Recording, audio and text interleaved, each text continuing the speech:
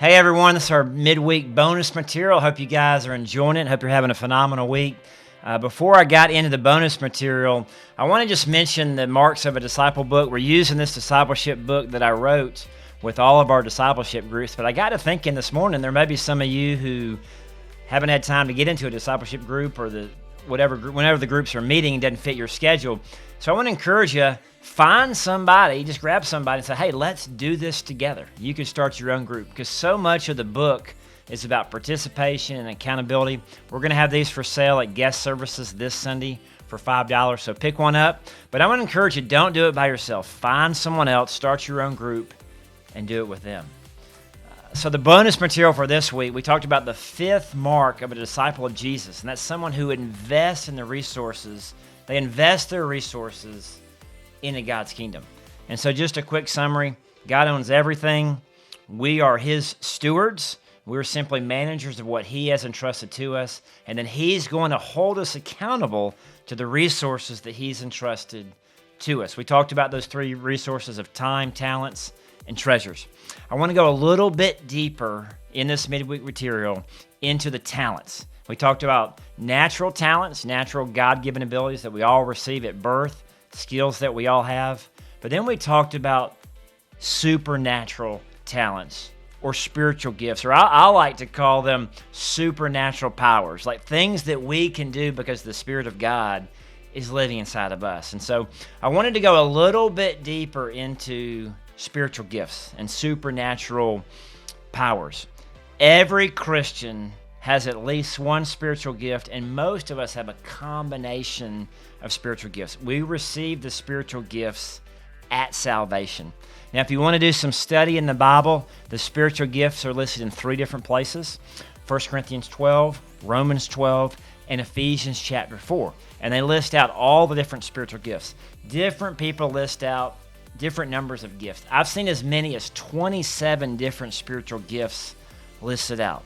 So different people list different gifts. I have a list of some of them here: administration, apostleship, discernment, evangelism, faith, giving, knowledge, leadership, mercy, serving, all kinds of different spiritual gifts. And so the question I have for you is do you know your spiritual gift?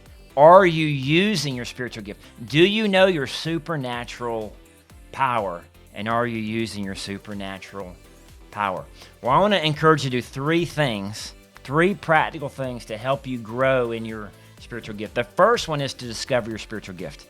Do you know your spiritual gift? There's spiritual gifts tests you can take online. You can go to spiritualgiftstest.com and you can actually download a free test. You can take it and determine what your spiritual gift is. Also on spiritualgiftstest.com, it describes what the different spiritual gifts are and different ministries that you could use those gifts. I think one of the greatest ways to discover your spiritual gifts is just start serving in ministry and see where God blesses. Like what comes naturally to you?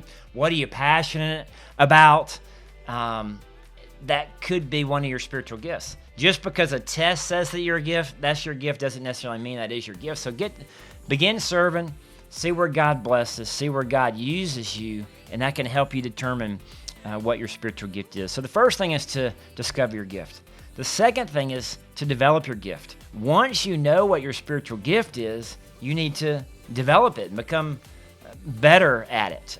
Practice makes perfect, right? The more you do something, the better you get. And so for me, I shared Sunday, one of my spiritual gifts is evangelism. I just have a heart for telling other people about Jesus. Anytime I'm in a situation, whether I'm getting my hair cut by somebody, I'm pumping gas at the gas station, I'm always thinking, how could I share with this person? That's because my spiritual gift is evangelism. But I had to develop my gift. And so I've done all type of training in evangelism. I've spent summers on summer beach projects learning how to share my faith down on the beach. I've learned all these different tools for sharing my faith, whether it's the 4 spiritual laws or the bridge diagram or the colored bracelets or the Roman road. You can go to weekend seminars and learn how to share your faith. And so I've done all these things and then practicing sharing my faith, what works, what doesn't work, sharing my testimony. And so whatever your spiritual gift is, You need to develop that gift and practice that gift. And then the last thing I would say, we discover our gift, we develop our gift, and then we deploy our gift. We want to use our spiritual gifts. And we taught this Sunday that God has entrusted us with these resources. We're going to be held accountable. Are we using the resources that He's given us? And we want to use our spiritual gift. And so whatever your gift is, find a place of service, either inside the church or outside the walls of the church. Always be looking to use your gift throughout the week. And so say your gift is hospitality. And maybe you want to host a small group at your house.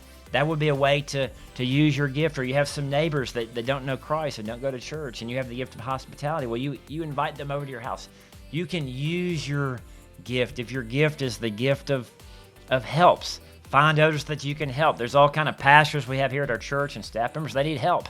You can come alongside of them and help them. And so that's my encouragement to you, is to discover your spiritual gift, to develop your spiritual gift, and deploy your spiritual gift. You've got this supernatural power, something inside of you through the Spirit of God that you can only do through God's Spirit in you, and it's just sitting there. And God wants to use it to bring Him glory. He wants you to use it to know Him and make Him known. He wants you to use it to make and multiply disciples. I hope you guys have a phenomenal week, and we'll see you this Sunday at Graystone Church.